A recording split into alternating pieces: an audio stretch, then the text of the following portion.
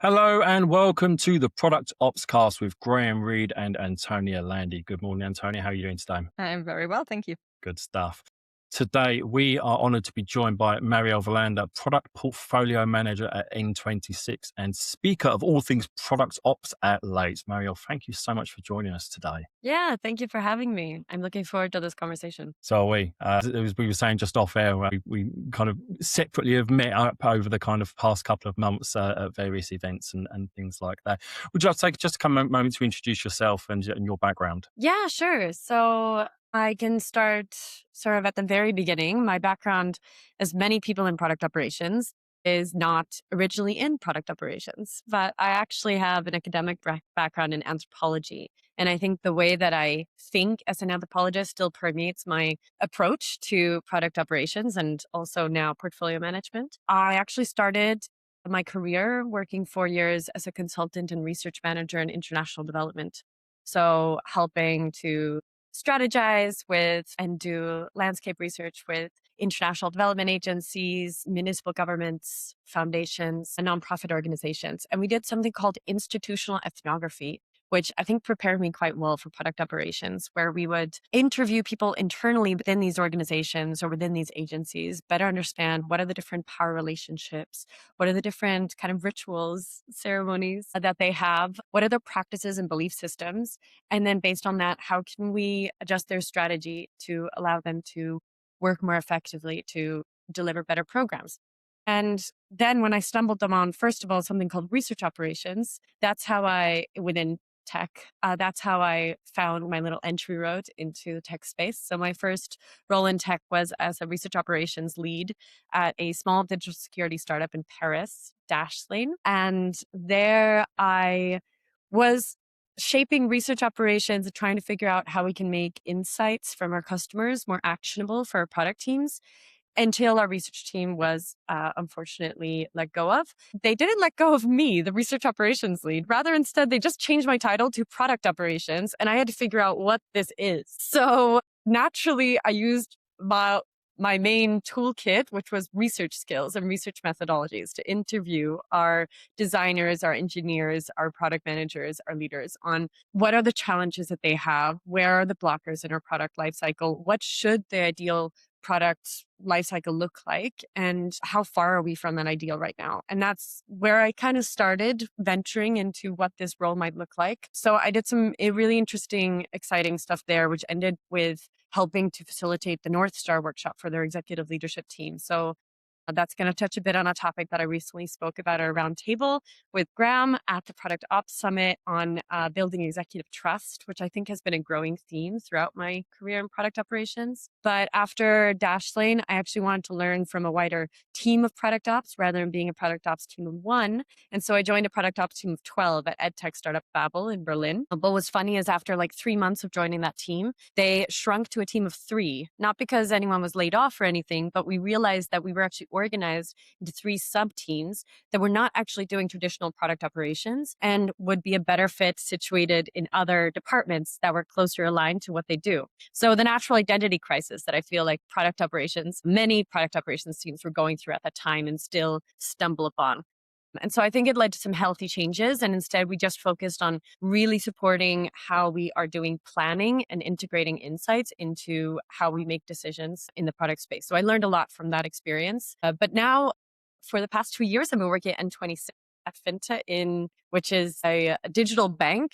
And of course, in FinTech and in banking, what you do as product operations completely changes. So it's been really interesting to see how this role has shifted over 3 different industries, 3 different countries, because now I'm based in Barcelona, and 3 different also scale of organization, because N26 is maybe twice as big in terms of the product and tech team compared to Babel, and Babel was about twice as big as a Dashlane. So it's been interesting to see how this evolves. And now my focus has been more on regulatory and compliance, connecting other parts of the bank with product tech and UX organization. And that has naturally led me now into my role as a portfolio manager to help overall with how are we documenting and drafting our priorities and plans, and then communicating them out in a proactive and timely manner to all the key stakeholders, whether that's finance, marketing, operations, executive leadership team, investors, supervisory board. And so I'm learning a lot more from these other parts of companies that previously I might not have touched in my product operations roles. And I'm also learning a lot about the importance of building executive trust. So I'll kind of leave it there and then we'll see where the conversation goes. Thank you so much for sharing it. It certainly does sound like that as you've transitioned from each role and role type and into each, different sector, you've been able to bring along different experiences as you've gone, which is absolutely, absolutely fantastic. And it leads nicely into kind of our topic for today, because we're going to be talking about seats and tables. No, this is not an advert for IKEA at all. This is about product ops having a seat at the table, and gaining that level of executive confidence, that level of executive experience. And Marielle, as you just really kind of, alluded to, you've had a great deal of experience and you've got a great deal to say on this as well. So why don't you give us kind of your opening pitch on this topic? That'd be a great place to start. Yeah. So my opening pitch is that one of the most critical ways to establish critical things for product operations as a role is to establish itself as indispensable, because it's a new field, a new concept for many companies. And because there's no clear fit in where it sits, I think we need to early on demonstrate that we're not just taking on the brunt work that people don't want to do, or that we're just covering up some of the admin or overhead work, but rather that we're a strategic function that I think we captured in the product operations principles that I worked on with Antonia a couple of years ago. And we need a seat at the table. But how do you communicate that? And how do you achieve that seat at the table? I've seen what happens when you don't have that leadership support, or there are shifts in leadership. That means that you lose that support and understanding of why product operations is relevant. And when that happens, you might be shuffled around with the next org change to have a role that is not clearly defined, or has its potential impact diminished, has its scope diminished. This happened, for example, for me at Battle, where I moved from working on the overall product lifecycle and a number of different stakeholders to having my scope restricted to just focused on product managers and just supporting their professional development, which I felt was valuable, but was missing a little bit of the potential of what you could do as product operations. Whereas here at N26, I feel like I have, because we're a regulated bank and you need this sort of operational integrity, I'm very empowered in my role to make sure that we're implementing certain standards and helping to mature the organization overall. And that has led to increasing scope and, evolving the potential, because we have the autonomy to go where the biggest problems are and try to solve them with a number of different stakeholders willing to work with us on that. So much of what you're saying resonates with me, Marielle, and it's something that I've been on a little crusade on. I think the last couple of weeks, especially, I just recently posted an article to our Substack that was all about getting that buy-in, specifically through the lens of getting budget, right? And you're never going to get budget just because you want to improve collaboration, right? You're there to solve expensive problems for the organization. And I'm so glad that this is being talked about in many different areas. But I think as I was just sitting back listening to you speak, it just also made me reflect on our collective journey. Because I think the first time we met was, 2021 maybe? Yeah. Definitely by 2022, we were in each other's lives. Gosh, like from those first kind of informal dinners, we were just trying to gather like as many product ops people as we could find in Berlin, to then like having a community, and obviously with Product Led Alliance and the summits as well, and to just see all of the contributors to the Product Ops Manifesto, but just generally people see their roles evolve, see how their thinking is evolving, see how what we do in organizations is evolving. I think it's very, very interesting from a practitioner's point of view, but I think it's also very interesting for the people who are joining us and coming after us, that if we can sit here and tell them how to get that executive sponsorship, executive buy-in, and why it is important that we focus on strategy and how we can prove that what we do is essential to organizations, is not just a nice to have, then maybe,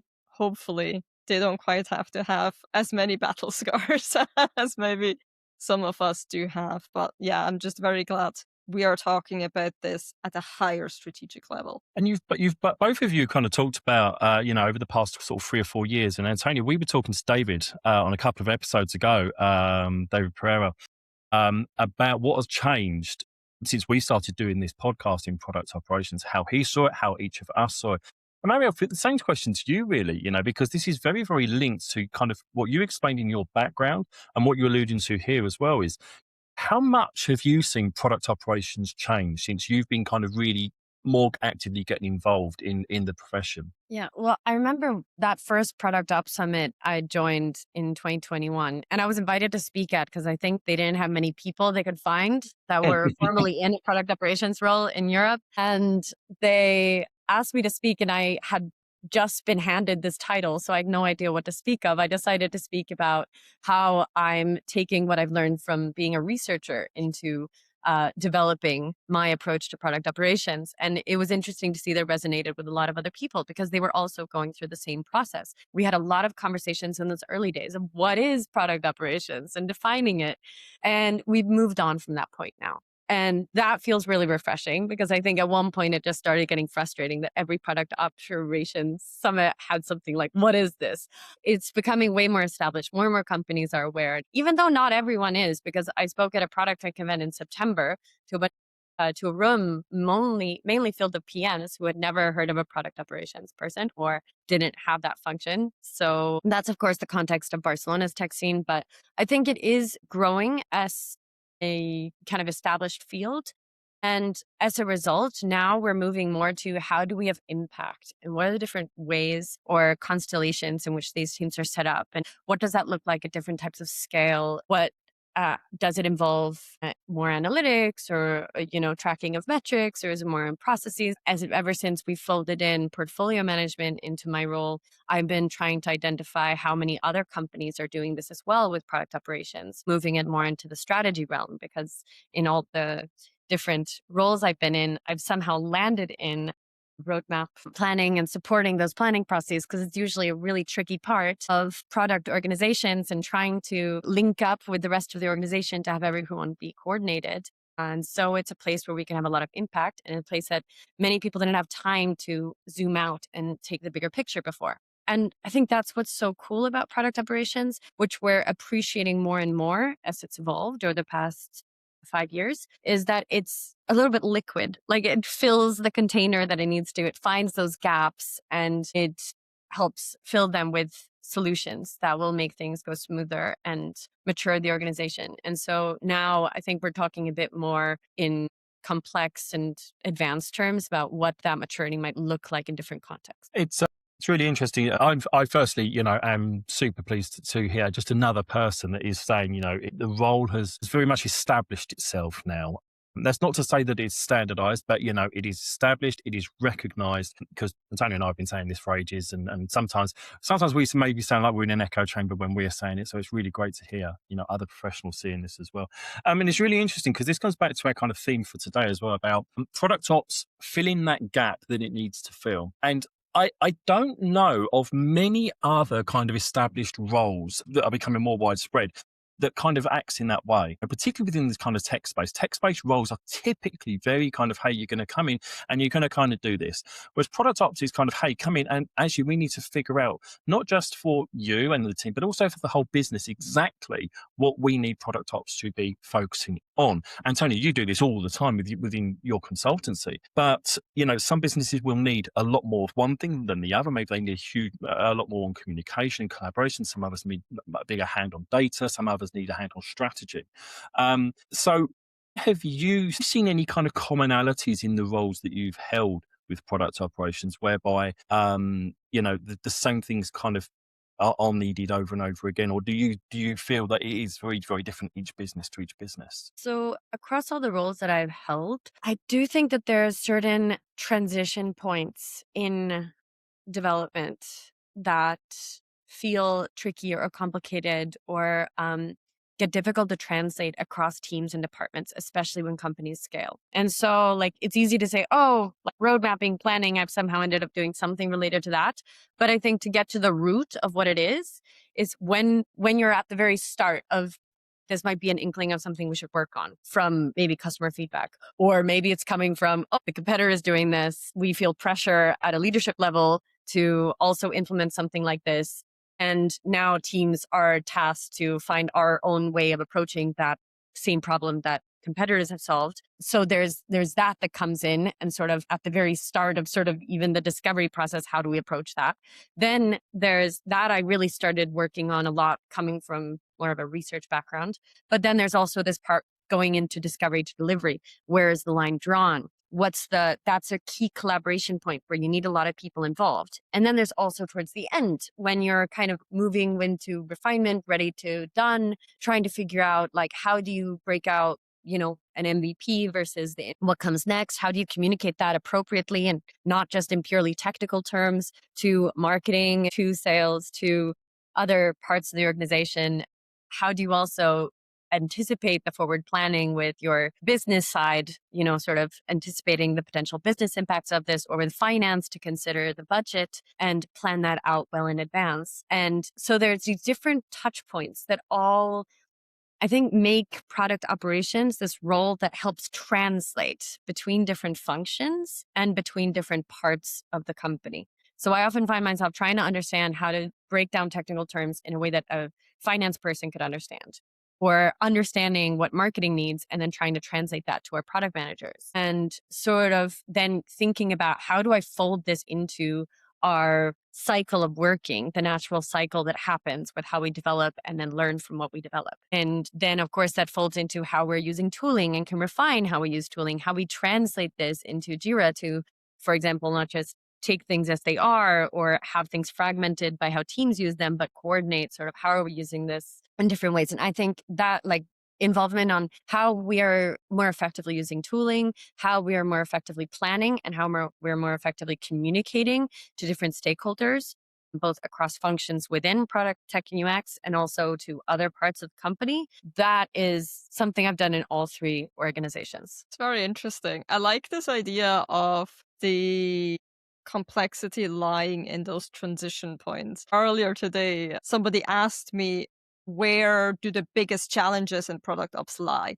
Like in organizations, what do folks typically struggle with? And I think the answer I came to was, the complexity lies in challenging people's core beliefs, right? And I think it ties in nicely with what you said, Marielle. I think if people's core belief is that a new idea comes from the CPO and that's how it's done, and you start to challenge that, that becomes difficult for the people involved. When you challenge the notion that something shipped does not mean it's done, and that it's done once you've achieved your success criteria, or you made a conscious decision to scrap that, right? That's a change in the core belief. So I think this idea of transition points and of work moving through these points, I find very compelling. But it's an incredibly varied role. Although I will also say, I think, Graham, to your original question, it's an incredibly varied role, but I kind of get the feeling that we're all struggling with the same stuff. Like all companies, all tech companies or companies with a tech component at the end of the day are struggling with very, very similar things. I think the solutions to those problems is what's highly customized, what needs to be discovered, what needs to be evolved over time. There is no one size fits all solution, but I think the broad strokes problems are actually very similar. Once you hear enough of them, I feel like you can start to see a pattern. Yeah, and I would agree with that. And actually, you're right to kind of refine the terminology and the language there, because as we kind of know, product ops, the function of product ops is not new. The problems and the things that we typically will kind of focus on have always been there since, for most cases, since a business has ever been there. So these are not new things. We are just people that are now dedicated to solving these or improving these things. So that's absolutely right. But yes, it is interesting, because I do feel that the role, it's interesting because I think up until this point, we would always say that, it is what it needs to be in a particular business. We're finding the right solutions for the business to the common problems. But and we're getting a little off the original topic of this now, but it's a really interesting one to explore, is do either of you feel that as product ops continues to both settle and gain popularity in more and more businesses, that it will become more of a standardized role, more akin to product management or design managers or something like that, whereby actually the sorts of things that you're going in to do, to focus on and to solve? It's an interesting question. Well, I would challenge that question a little bit because I have seen several other roles that are considered established in the field that are actually not as standardized as we think across companies. I've seen multiple different configurations of what product manager's role looks like in the companies I've worked at, or even engineering managers, what they take on. Also, agile coaches, which is an interesting role that exists in some companies and in others no. And sometimes how certain things agile coaches own at N26, I used to own as a product operations person at other companies I've worked at. I think it's interesting how, there are multiple. I think since product operations feels like a newer uh, kind of field role in the scope of product, it seems like it should be like it's not really standardized yet. But I think there's a lot of roles that we have the illusion are standardized and they're not for a reason. And that is because companies have a lot of different unique characteristics. So I think we need to break that down in terms of what does this role look like for a fintech versus an edtech versus a scale up versus a startup and versus a publicly traded company. I mean, we're looking at very different configurations, very different needs. And that's where maybe we'll see more standardization in what product operations looks like, depending on certain criteria. It's not because we're not learning about product ops. I think there's more and more people who have the job, who talk about the job, who teach others how they are approaching the job. We are gathering more and more information on what the shape and scope and role of product ops is. However, in my opinion, good product operations is at the service of the product strategy or ultimately the company strategy. My job is to make sure the company can achieve its goals, can put that strategy into execution, achieve it, makes it real. So, and I don't think that can be done with standardization. I think there are themes that emerge. I think there are certain practices that emerge. I think there are kind of toolkits we can draw from. But ultimately, even in exactly the same organization, product ops in year 1 will look wildly different to product ops in year 3. So that's kind of why. It's not because we still don't know. I think we've learned a lot over the past half decade, let's say, if we started talking about it. But I think it's by definition something that changes shape. I think we said this on our last recording, actually, Antonia, that actually product ops ends up being on a bit of a timeline. It's not, and that is, I feel a little bit like that is a little different, actually, because coming back to what we said earlier, and Marielle, you made a really, really great point that, even product managers and product management is done differently in different places. So absolutely, 100%. But again, come back to it. I'm not aware too much of roles that change that much over time. And let me rephrase, not the role, but what the focus is. So actually, as Antonio said, in year 1, you're going to focus on some very key areas, some very key valuable initiatives that will make a big difference to the business. And they will either be solved or iterated on. And then we'll move on to something else, maybe in year 2 and in year 3, et cetera, et cetera.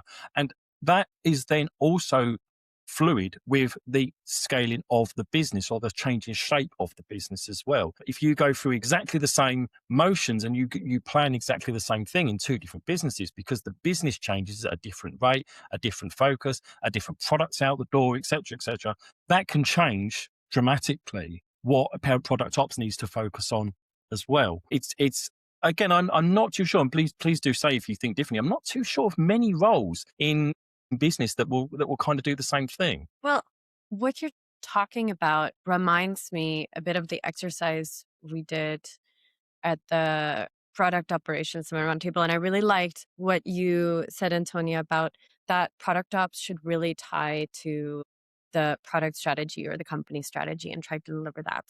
This is partly why it changes with everything. And I think why product operations needs to be a strategic function. We need to be thinking not just the next 3 months, what is the company going to need, but to remain indispensable, to prove our value, to truly play that strategic role. We need to be thinking 2 or 3 steps ahead. Where do we want the company to be in 3-4 years, maybe, or by the end of next year? And how do we help get it there? What are the steps we can already take today to help it get there? And how do we communicate that in a way that feels more immediate to the people we're trying to convince, but we understand what the bigger vision is for this? I mean, it's one reason why I'm pushing so hard for Jira hygiene, because I anticipate other things that can mature as a result of improving those aspects in the organization, like different tooling we can then introduce, different kind of metrics we can start to gather, different kind of information flows that we can start to have in integrations. But I'm not communicating all of that right now. And it goes also to how we communicate then what we're trying to do to the people who have the budget, which is leadership. So the exercise we did at the Product Operations Summit, the little roundtable I hosted on how to gain executive confidence, was I asked everyone to write an internal metric they have for product operations on one side of an index card. And then we all passed it down to a peer at the roundtable and asked them on the other side of the card to rewrite this as they would present it to a CEO or to their executive leadership. And what came out was really, how do we translate our outcomes, not just in terms of outcome language, but also in terms of quantitative metrics? How are we talking about numbers that we're able to achieve, whether it is cost optimization or thinking ahead to larger strategic goals of the company? And I think the more that we can start to communicate that and think ahead as a function, the more we're going to make sure that we continue to be established within that company. Does this mean that we need to learn to talk C-suite language? Does this mean that we need to talk a little bit of C-suite bullshit and in those terms? Yes, I would say, especially since Right, let's move on. role of portfolio management, they want things in slide decks. They're not going to go into Jira. They don't want things in super technical language. They want to be able to quickly present this in 3 minutes to an investor or to board members. They want that quick version. They don't need all the details that probably someone else would just give them because that's what they have at the top of their head. And me as product operations has to come in and learn how to translate that, the technical pieces, the launches, and sort of product language into something that is friendly to leadership, as though like, oh, this is achieving our company metrics. This is moving the business forward. And yeah, I think it's inevitable that we have to learn to translate even in these terms that might feel like they're not always getting straight to the point that we would like to make. Yeah, and I think something to remember here is that other functions are doing this. Other functions have figured this out, right? Like, this is not a luxury. And if we don't do this, we are putting ourselves at a disadvantage. Like, we're intimately familiar with everything that's going wrong. We're intimately familiar with that risk of inaction. But we don't talk about risk of inaction. We talk about this is friction.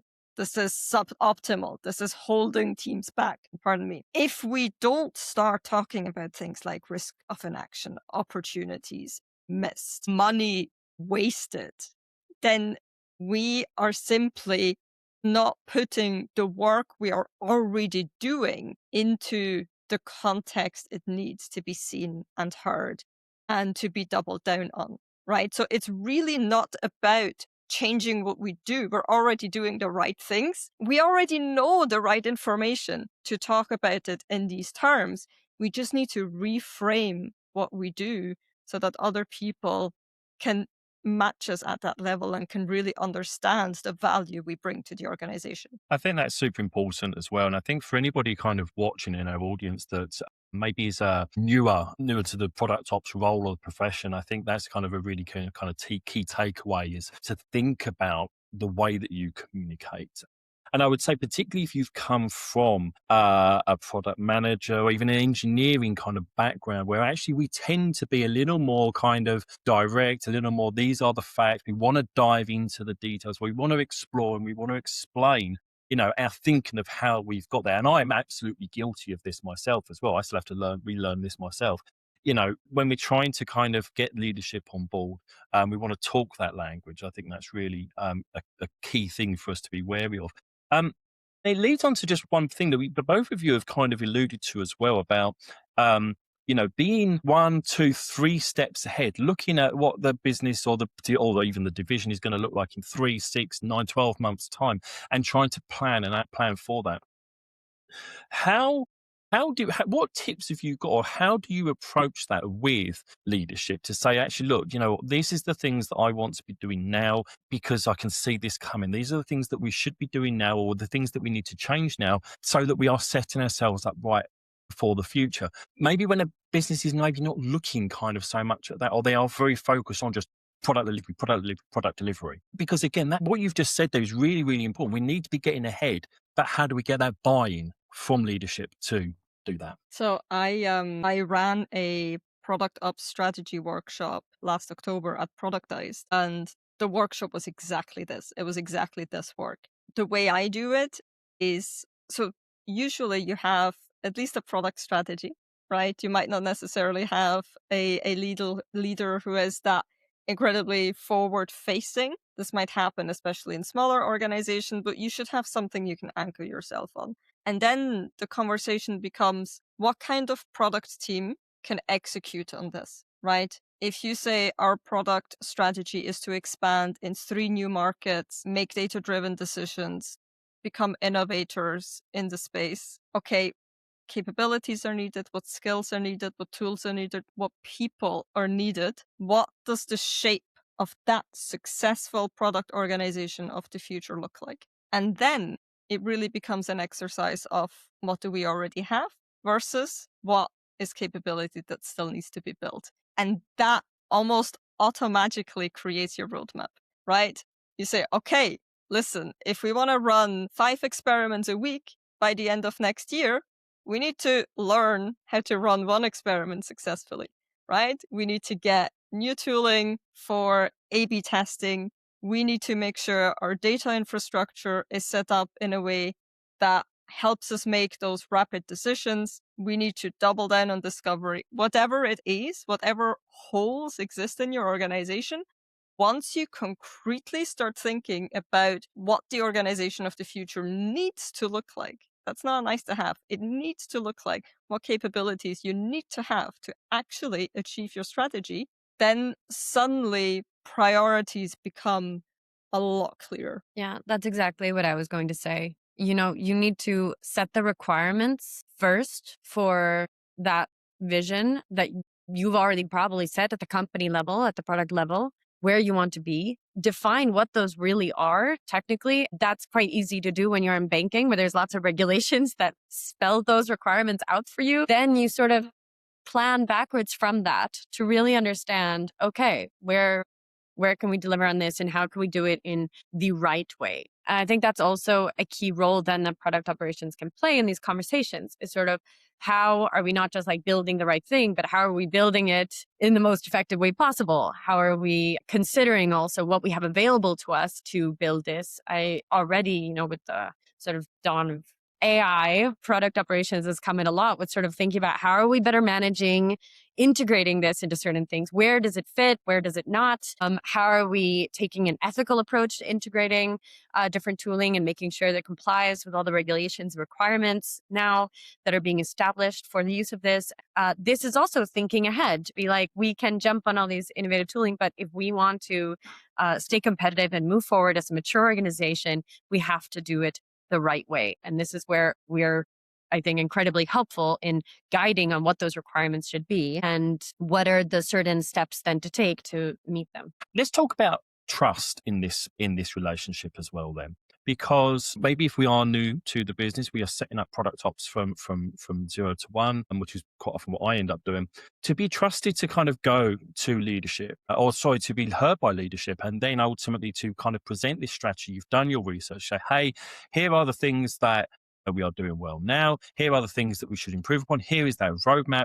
But there has to be an amount of trust, like in any role, to be able to say, yes, I can go and deliver on this. We can go and deliver on this. How important is that? And how do you go about establishing that trust between yourself or your department and leadership? Yeah. I think it's incredibly important to establish that trust. And there's two factors that I found really critical to establishing this. The first is ensuring that there is integrity in your data, that there are no major data errors or data discrepancies. What you're communicating out, the sources, the information sources that you're drawing from are are the sources of truth, are the most up to date, that you can ensure that even if it ends up being a source of truth that you have to take extra time to manage and double check, that is incredibly critical. And then when your data sources might fail, then the other factor comes in, and that is accountability and having strong sense of ownership.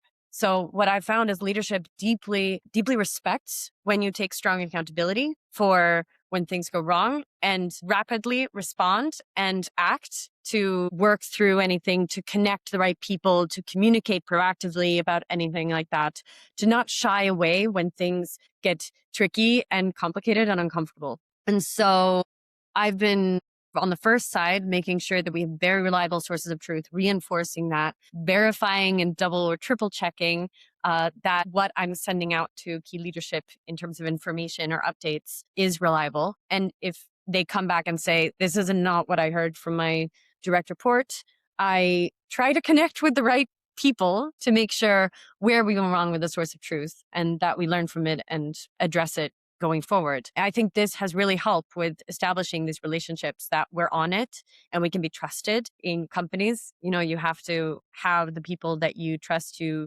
not just do things right, but to solve the problems as soon as possible when things might not be exactly perfect. Yeah, I mean, I think a base level of trust actually already has to be there before you start on day one of the job. Because if you don't have that, this kind of collaborative work with senior leadership becomes nearly impossible. But I think that the interesting thing is that I think we tend to put product leaders on a little bit of a pedestal where they actually have very similar wants and needs to a lot of other folks. So part of establishing that trust, honestly, is just about taking the time and sitting down with them and going, right, like, let's have this conversation. What does the product organization of the future look like? What do you envision? What do you believe we can achieve? And how can I support us in achieving and executing that vision? So I think for me, and maybe this goes back to how I relate to leadership, right? But for me, it's always been a little less about being distant and more a lot about getting in cahoots with one another, right? And I think it is a mutual and symbiotic relationship where, and we've spoken about this on the podcast before, Graham, right? That product ops can also be a great, great asset to product leaders and to making them more effective product leaders. So we shouldn't lose sight of that. And my question is always, how can I help my product leaders become as effective as they can be if they wouldn't have to take care of all of the nitty gritty? Because I can do that for them. Yeah. Yeah, we've. Oh, sorry, go on, Mario. Go on, you go. Yeah. And I agree with that also because I think sometimes the further up you go in leadership, the less empathy sometimes that is reserved for you from the wider staff. But I think in our role, it's so important to be empathetic towards every area of the organization and the unique problems or challenges or pressures that they might face. And so I also think about how do I help relieve some of that pressure through like translating some of that perspective to other teams or other stakeholders? How am I attentive to that when I'm thinking about how I interact with them or what we're trying to achieve, or when I'm asking them questions to think about how do I pose the questions to really respect their knowledge, but also understand what they're up against. Yeah, and I think for our audience, there's two key takeaways. There is the level of empathy that we can and should give in this role, but also,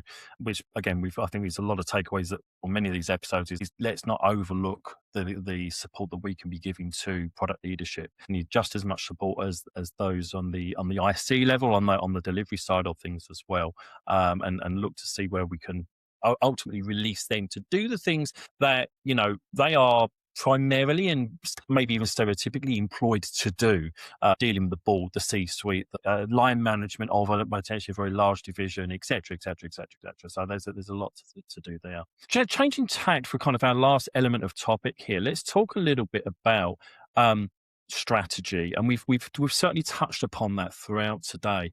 How much does product ops, or should product ops, be involved in the ownership of the strategy? So I think product ops is not necessarily the main owner of the strategy, so to say, the content of the strategy, but I see it almost as a guardian, providing the guardrails of the strategy, of making sure that there is alignment, that it's clearly documented, that as it evolves or might get updated, or things get tracked against it, that it remains as living artifact that gets used regularly and distributed and properly translated across different functions and areas of the organization. So in that sense, we are safeguarding the strategy and helping to make it actionable in a sense. Yeah, agreed. I think it's one of those things, and I keep having these conversations about where the boundaries of product ops lie, right? And what is a product ops job? What is a PM job or a product leadership job? And for me, the answer, it's actually never changed. It's always been the same. Like my job is to make sure strategy happens. It's to make sure that the right people are in the room, that the right people are involved, the right people are informed, that decisions actually get made based on the strategy. But ultimately, the contents of the strategy, as you said, Marielle, that's none of my business. Like, sure, having been in this establishment for a while and in product for a good number of years now, I may have opinions, but at the end of the day, that's where my role ends. It's ensuring it happens, ensuring it's a repeatable process, that we don't bang our heads against the wall every quarter or every year. But at the end of the day, that's a product leadership topic. Is there an overlap when it comes to things like evangelism and communication of strategy? And no, don't believe that there is. I still believe personally that, like, exactly as you said, Antonia, that we are there to make sure and facilitate and enable the right people to have the right conversations, and ultimately come out with the right decisions. And even to a point of actually questioning, have the right processes, things, research happened to say, have you come to that right decision? You might be there listening in the background, and as I quite often do, and I kind of go, do you know what? Have we asked a customer this yet? And if we have, great, fantastic. We were getting to that. I'll shut up and go back to the corner. But actually, if we haven't, then are we missing something? Are we missing a big piece here? So it is still on. Are we making sure the right things are happening? But it is within the context of, okay, but I do know what we're building. I know the strategy. I know what we're trying to produce. But something is missing here in my mind. And I'm seeing it because we've not gone through the steps, whereas everybody else is looking at it from a very, very design perspective, a product perspective, a usage perspective. So how much might we still get involved a little bit there because we've not heard certain things happen? Yeah, it's so interesting. In my very first product ops role, I was doing a lot of communicating, as I generally tend to do. And at some point, somebody went, "Oh, I get it now. You're like our product influencer." And I was like, you know what? That actually kind of makes sense. But I think this is where the boundaries blur a little bit, especially if you have product experience to fall back on. You've been a PM before, you were maybe in product ops, and you can see the building blocks, right? And you almost become an ad hoc coach every so often, because you're the person who likely has most of the information at any given time. Like, product ops looks at so many different aspects of how we get work done at so many different levels, so many different verticals. It's very likely that we end up seeing connections where other people may have missed them, right? And in that way, I do think it is fair for us to gently poke, right? Or slightly investigate, like, that's interesting, or like, that's an interesting metric you've defined there for your success criteria. Have you considered XYZ? Now, this isn't the bread and butter of our role, right? We're not taking coaching away from product leaders. We're not there to be this personal one-on-one coach for our PMs. But I think this is purely a result of how much information we have. And people in product ops tend to be strong systems thinkers, and we tend to be good at connecting the dots. And if we see two dots that need connecting, right, why not gently point it out? Yeah, this resonates with me so much. I've just had to do this morning where I was in a meeting with engineering managers and it connected really clearly to a conversation I had with product managers of the same segment area of the product organization. And I just connected the conversations.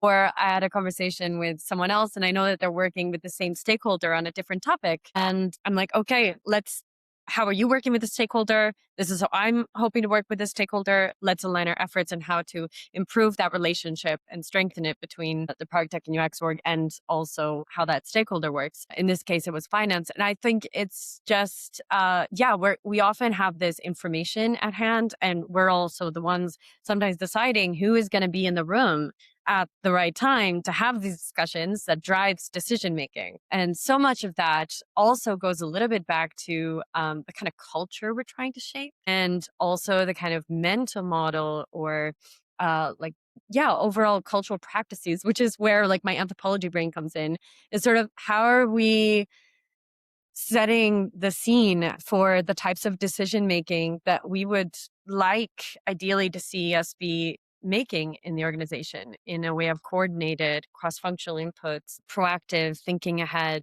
considering what the customers might need or what the product strategy is aiming towards. And since we are aware of all these different things, we have this capability to think about the whole system, connect the dots. We're able to help pull together the whole table, so to say, that needs to be there and facilitate also the inputs that might need to be there in order for the right people to make those decisions that then end up being the concept of the strategy. So in that sense, we're not, if there's a table being assembled, we're helping to, design the invites and, set the ingredients, but we're not necessarily, cooking it or, providing the final menu, so to say.